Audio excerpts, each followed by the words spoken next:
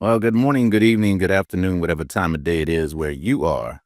I just want to touch base with you all again on this passage of scripture. I said we would dig a little deeper in it. Matthew chapter 6 is not the only place in the Bible where this prayer is found. When the disciples said, Lord, teach us to pray, he told them how to pray. And I want to begin at the beginning of this prayer. He says, after this manner, therefore pray ye, our Father, our Father. And so if you look at that purely from a English etymological standpoint, then you'll kind of miss some of it. But if you look at the word father in Hebrew, it is Abba, Abba, Abba, in the English, and it's Aleph, Bet, Aleph in Hebrew.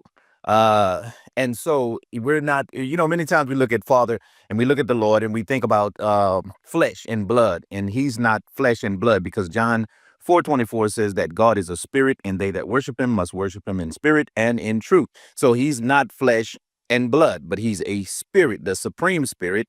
And so therefore, many times people look at fashion instead of function. By fashion, I mean how something is made or how someone is made, however, their personage.